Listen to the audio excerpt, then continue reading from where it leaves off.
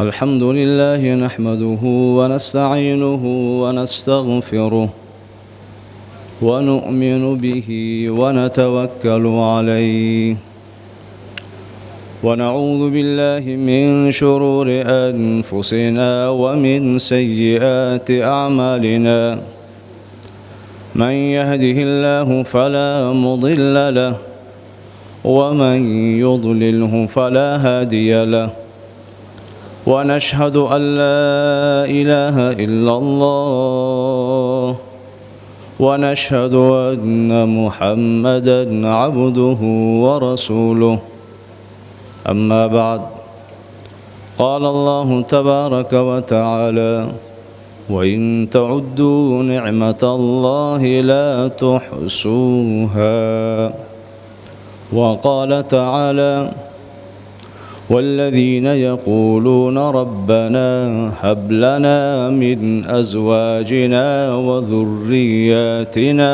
قرة أعين واجعلنا للمتقين إماما وقال تعالى في شأن حبيبه مخبرا وآمرا إن الله وملائكته يصلون على النبي يا أيها الذين آمنوا صلوا عليه وسلموا تسليما اللهم صل على محمد وعلى آل محمد كما صليت على إبراهيم وعلى آل إبراهيم إنك حميد مجيد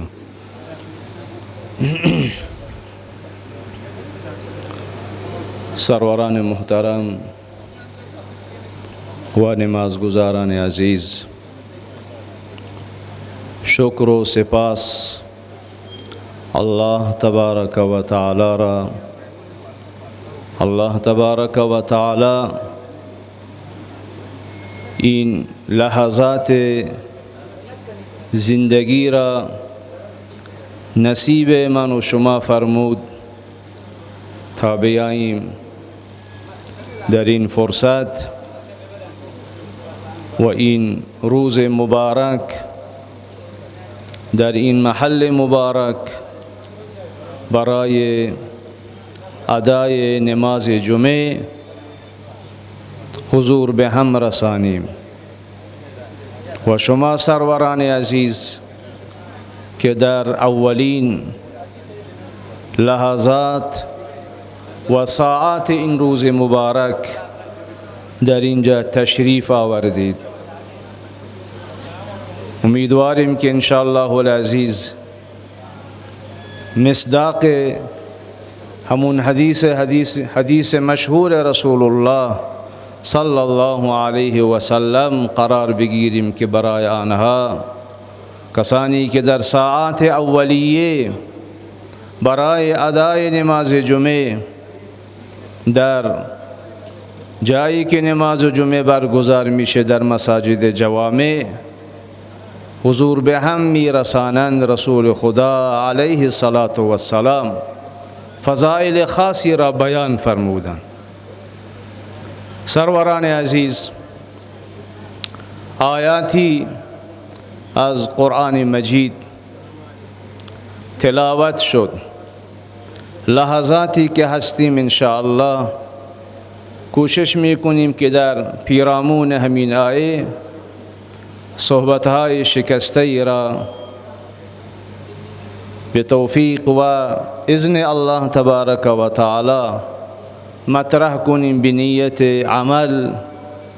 سروران عزیز نکته مهم عمله در این زمان و در عصر حاضر اطلاعات و معلومات و صحبتها اینقدر زیاده که به سمع و نظر تک تک شما ها میرسه اما مهم عمله و یکی از راههای عمل سروران عزیز باز هم همینه که به صحبتها گوش دهیم.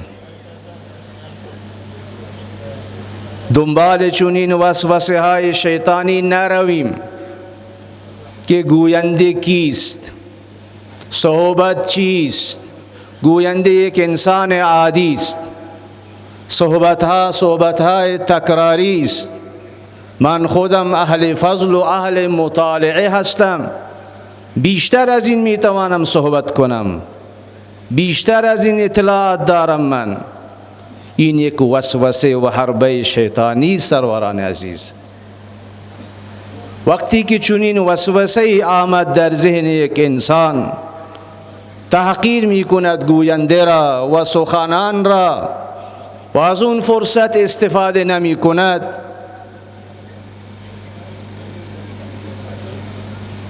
چی بگیم دیگه؟ به هر حال در ظاهر گویا که اسباب محرومیت خود را دارد فراهم می کند. سروران عزیز، یکی از آداب نماز جمعه همینه. وقتی که من و شما این همه ساعت زودتر می آییم، باید آداب را رعایت کنیم. نه با موبایلی، نه با شخصی که کنار من و شما نشسته، به طور خصوص بعد از اذان اول. اذان اول که شد، لا کلام ولا صلاة ولا شیء، تنها و تنها به سخنران، هر کسی باشه اون سخنران، به هر زبانی که باشه، حتی به زبان فارسی باشه، به زبان عربی باشه. بیشتر علما در مذهب احناف نظرشون همینه. بعد از اذان اول دیگه سعی واجبه. اذا نودی للصلاة من یوم الجمعه فاسعوا الى ذکر الله وذروا البیع. فاسعوا الى ذکر الله، سعی واجب.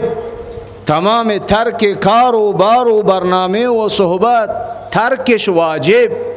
تنها و تنها به نماز جمعه و سخنانی که ایراد میشه، اگر سخنی نیست، به یاد الله تبارک و تعالی، به ذکری، به دعایی، به درودی مشغول باشیم تا که این روز را سروران عزیز که فضیلت خاصی داره،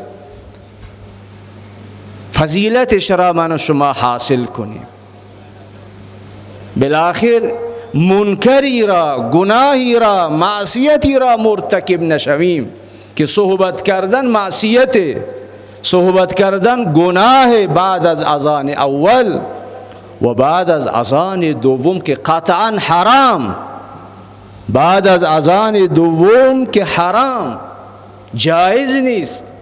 نه نماز، نه تلاوت، نه ذکر، تنها و تنها بعد از اذان دوم به خطبه خطیب باید گوش کنیم به زبان عربی که است. معمولا بفهمیم یا نفهمیم گوش کنیم، ثواب میرسه. لعلکم ترحمون، الله تبارک و تعالی فرمود شما گوش فرا دهید به سخنان خطیب و سخنرانان در روزهای جمعه. لعلکم ترحمون، لطف الله تبارک و تعالی، مهربانی های الله تبارک و تعالی شامل حال من و شما میشه.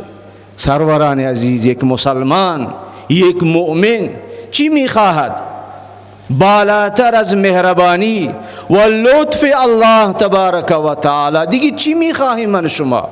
لطف الله تبارک و تعالی، رحمتهای خداوندی شامل حال من و شما بشه. باید در تلاش باشیم، چه عملی، چه عمل کردی، چه رفتاری، چه کرداری، چه زمانی، چه فرصتی، این سبب حصول رحمتهای الهی است. سروران عزیز، چون این فرصتها را از دست ندهیم. بعض معذرت بهرحال این یک مقدمه بود. میبینیم اکثر سرورانی زودتر میآیند، اما بنابر نمیدانم چه مسائل اهمیت نمیدیم به این موارد. بله سروران عزیز، آیاتی که تلاوت شد، دو آیه تلاوت شد.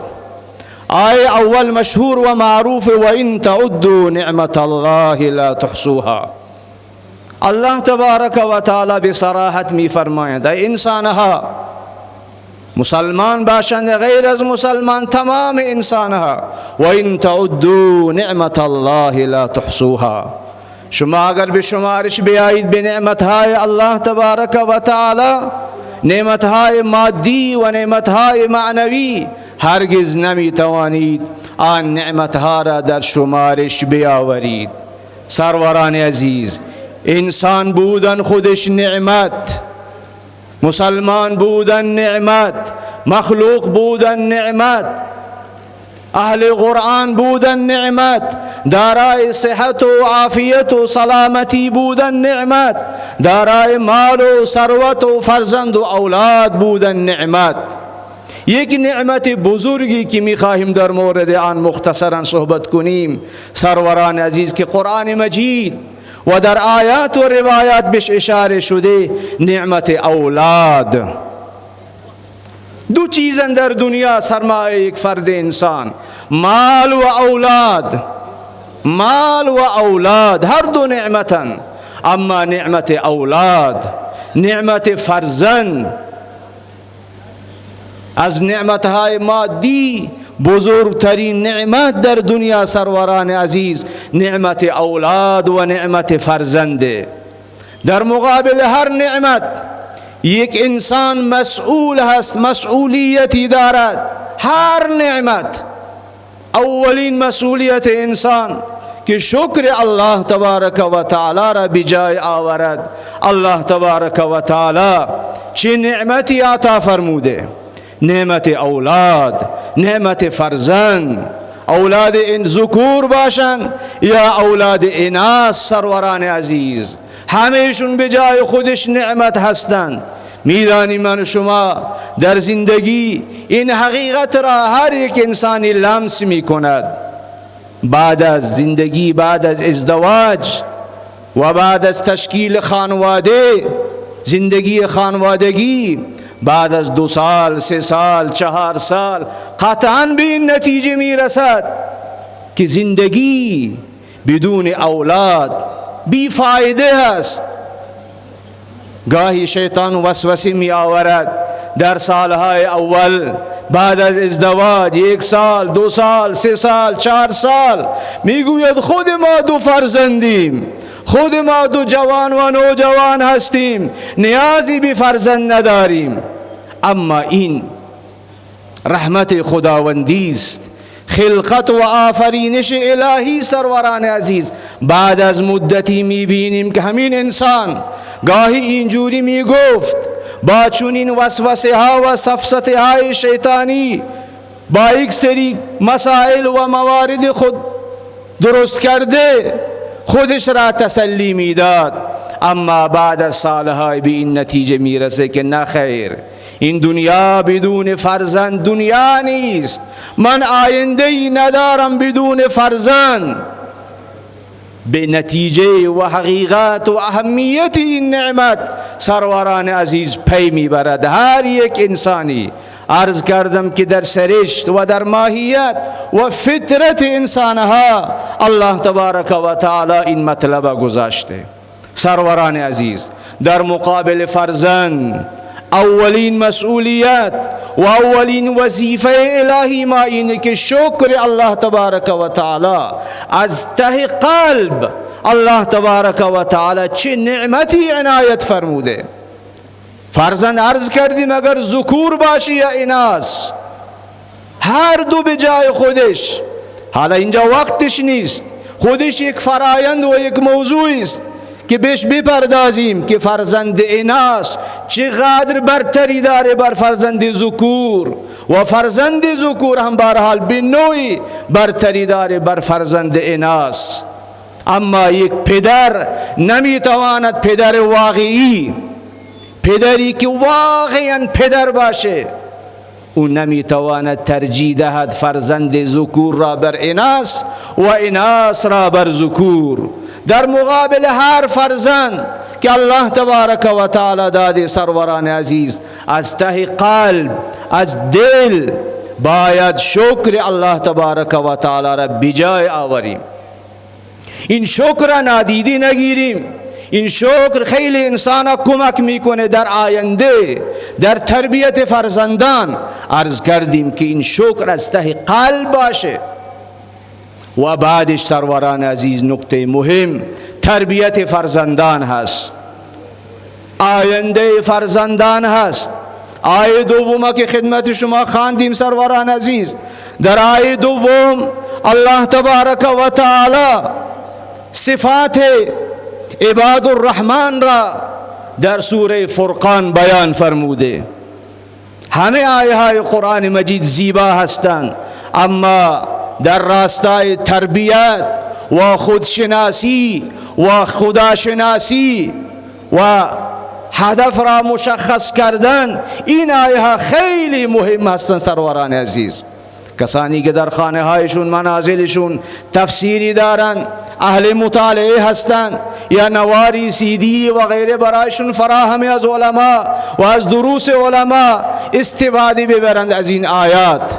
به طور خصوص آیه اخیری که خوانده شد الله تبارک و تعالی صفات متعددی را بیان فرمودند برای عباد الرحمن و آخرین صفت اینه که این عباد الرحمن بندگان خاص الله تبارک و تعالی در مورد خانواده های خودشون، فرزندان خودشون هم غافل نیستند. در مورد تربیت آنها هم فکر میکنند، به بارگاه الله تبارک و تعالی دست به دعا هستند. والذين يقولون ربنا هب لنا من ازواجنا و ذریاتنا قرة اعین. ای بار خدایا ازواج ما را یک زوج برای زوجش، سرپرست خانواده برای خانم خودش و خانم برای شوهر خودش. ازواج هر دو معنی را داره، هر دو را شامل حال میشه. این برای اون برای این داره، دست به دعا هست. و همچنین در حق فرزندان ربنا هب لنا من ازواجنا و ذریاتنا قرة اعین. ازواج ما را، خانواده های ما را، فرزندان ما را باعث خنکی چشمهای ما بگردان. یعنی اینقدر اینها آراسته، پیراسته، تربیت شده از هر نظر باشند که چشمان ما سرد بشه با دیدن اونها، با اطاعت و فرمان برداری اونها از پدران و مادران و از الله تبارک و تعالی و از دین و احکام شریعت. وجعلنا للمتقین اماما. اینها را اینقدر آراسته و پیراسته بگردان ای بار خدایا که اینها الگو باشند، اینها رهبر و رهنما باشند برای متقین، برای کسانی اگر دنبال تقوا و پرهیزگاری باشند آنها از اینها تأسی کنند، از فرزندان ما تأسی کنند آنها. سروران عزیز اینجا اشاره به این دعا هست، اما با توجه به دیگر آیات قرآنی و همچنین احادیث رسول صلی الله علیه و سلم همزمان با دعا دوا هم لازم هست، دوا هم لازم هست. اسباب را اختیار کردن برای تربیت فرزندان، فکر کردن، برنامه ریزی کردن برای تربیت فرزندان، فرصتها را تلاش کردن برای تربیت فرزندان، فرصتها را در نظر گرفتن برای تربیت فرزندان، مشورت کردن، استفاده نمودن از برنامه ها برای تربیت فرزندان.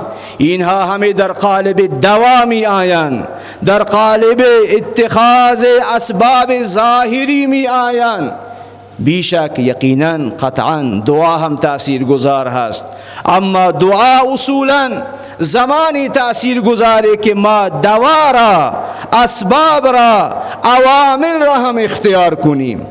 سروران عزیز در این روزها من و شما دو فرصت داریم، یکی آغاز سال تحصیلی مدارس دینی در سطح استان، بلکه بگیم در شبه قاره هند بهترین فرصت هست که فرزند من اگر ترک تحصیل کرده، فرزند من اگر به جای رسیده نمیخواد اون طرف به دانشگاه ادامه تحصیل بده، برایش فرصت فراهم نیست، این فرزند خودمون را باید کوشش کنیم در مدارس دینی آنها را ثبت نام کنیم که الحمدلله در هر شهر و در هر شهرستان و در هر روستا الله تبارک و تعالی این فرصت را فراهم فرموده.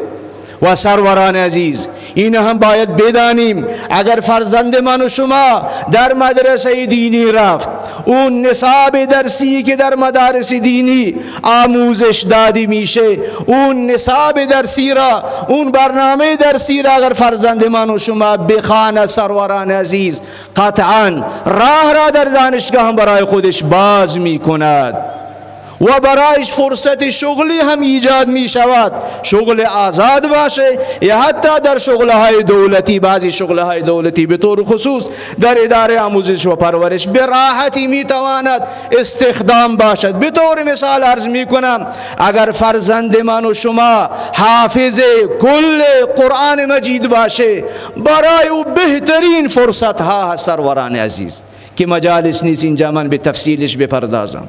حفظ قرآن مجید، حفظ قرآن مجید سروران عزیز این رهگشا است برای تمام موارد دینی، دنیوی و موارد اخروی که چقدر فضیلت ها را من و شما شنیدیم در ماهای مبارک رمضان. لذا این بهترین فرصت سروران عزیز آغاز سال تحصیلی مدارس دینی. و همچنین فرصتی دیگر داریم من و شما، تعطیلات تابستان سروران عزیز، تعطیلات حد اقل حد اکثر 90 روزه تابستان.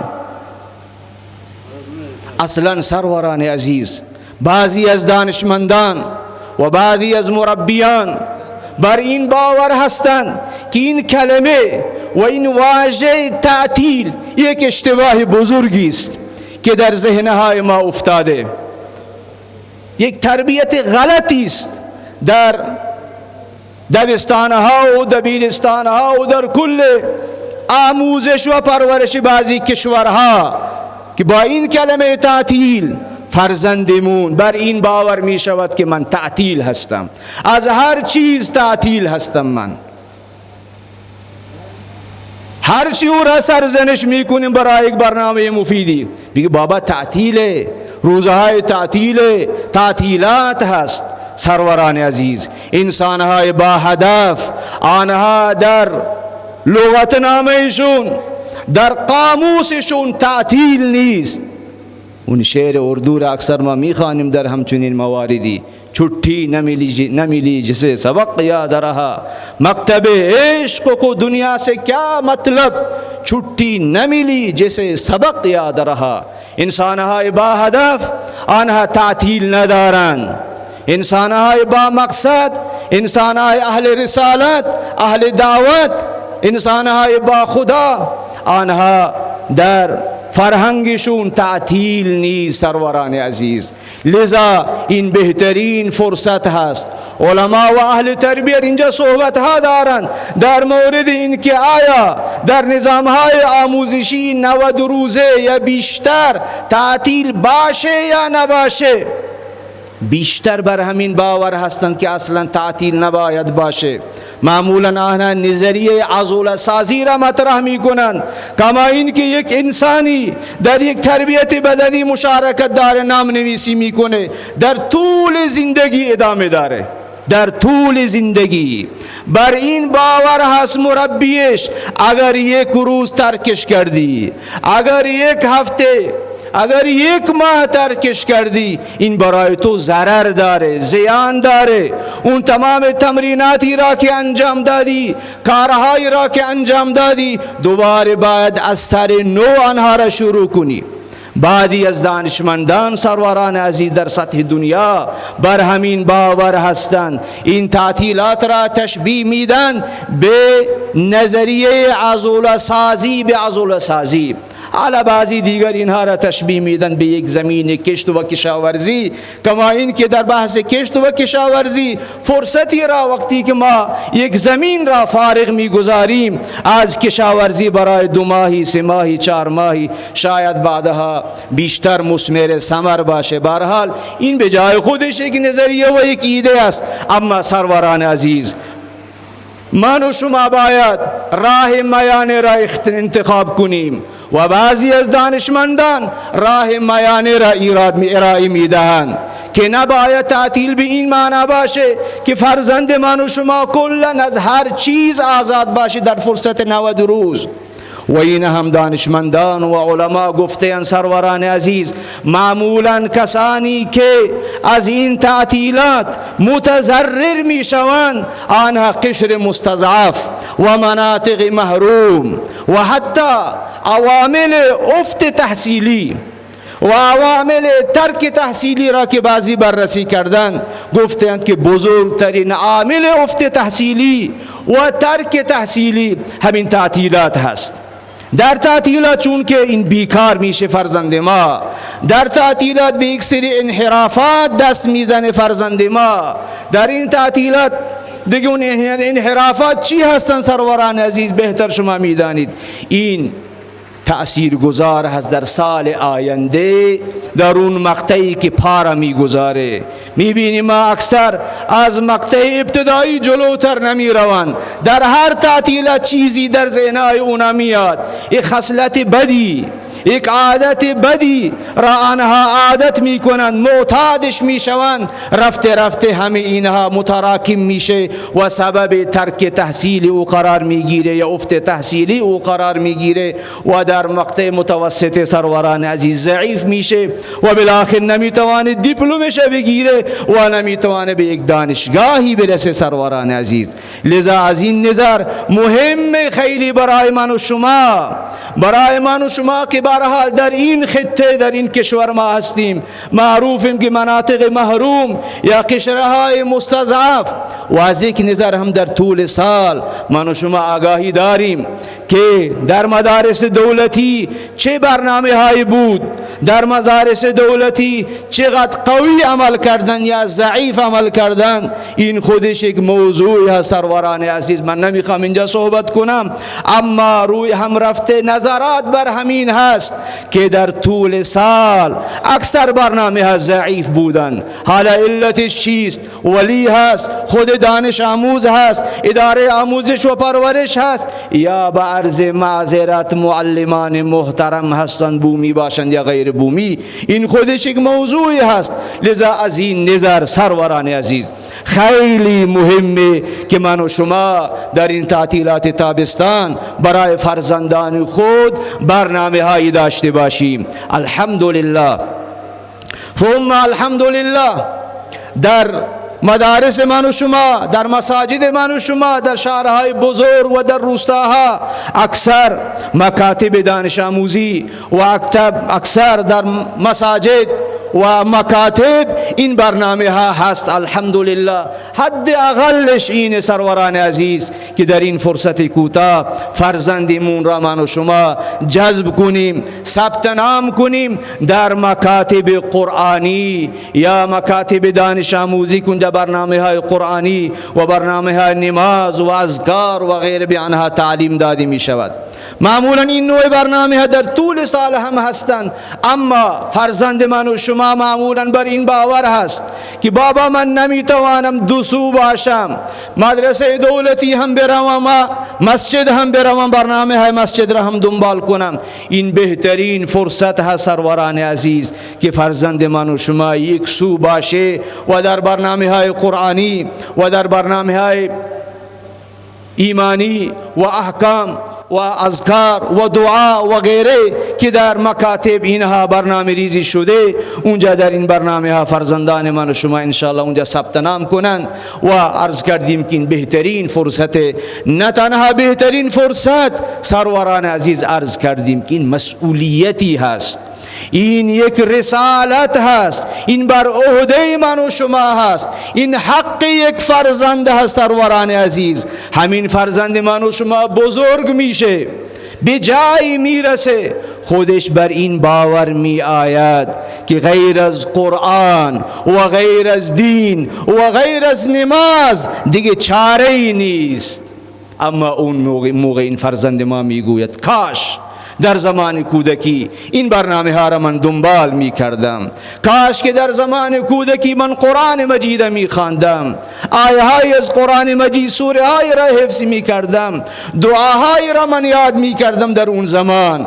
اگر سروران عزیز من و شما با فرزندانمون چون این برنامه های را داشته باشیم، آنها را نظارت کنیم، کنترل کنیم، دستشون بگیریم، ببریم اونها را به مکتب سر کنیم و هر شرایطی که مکتب دارد اون شرایطش را هم فراهم سازیم، انشاءالله العزیز این بهترین کار را، بهترین رفتار را، بهترین برنامه را سروران عزیز من و شما در حق فرزندان خودمون انجام دادیم. الحمدلله در این مدارس و در مکاتب، در قالب دفاتر دانش آموزی که فعالیت هایی هست، برنامه های زبده‌ای، برنامه های عمده‌ای ما داریم، اما از نظر تئوری، اما از نظر عملی برای اجرای آنها یک سری مشکلات هست. لذا جا داره سروران عزیز بعضی از اولیاء، والدین این فرزندان چند نفر با هم جمع بشن، برن به سراغ اون دفتر، برن به سراغ اون مکتب، اون مدرسه، اون مسجد که ما حاضر هستیم از نظر مادی، از نظر فکری، از نظر مشورتی تمام برنامه هایی که شما دارید، برنامه های روزانه یا برنامه های شبانه که در 40 روز آنها گاهی اجرا می شوند، گاهی 2 ماهه هستند و بعضی حداقلش 2 هفته هستند، ما حاضریم که شما ها را حمایت کنیم. من عرض کردم از نظر تئوری و از نظر نظری برنامه های ایدئالی ما داریم، اما در اجرا با مشکل و بنبست ما مواجه میشیم و علتش هم شما بهتر میدانید، مشکلاتی هست. از این نظر اگر اولیاء محترم، اگر والدین محترم همسو باشند، هم فکر باشند و مایه بگذارند و سرمایه بگذارند سروران عزیز برای تربیت فرزندان، این مایه شما، این سرمایه شما هرگز ضایع نیست. در همین منبر حضرت شیخ الاسلام حفظه الله چقدر در جلسات، در سخنرانی ها، در نمازهای گذشته، جمعه گذشته تاکید فرمودند بر این مسئله که بهترین سرمایه یک والدین اون سرمایه هست که برای تربیت فرزندش صرف میشه و همچنین نه تنها برای تربیت فرزندان خود سروران عزیز، بلکه برای تربیت فرزندان دیگر آن کسانی که آنها مستضعفند، نمیتوانند. معمولا این برنامه غیر انتفاعی هستند. وقتی که ما میگیم این مبلغ شما باید اینجا جمع‌آوری کنید، آنها حیران میشن، مدرسه دینی هم داره از ما پول میگیره، برای قرآن دارن برای ما پول میگیرن. بله سروران عزیز باید این ذهن سازی بشه. پشت سرش یک استاد هست، یک معلم هست، معلم خوب، استاد خوب، مدرس خوب.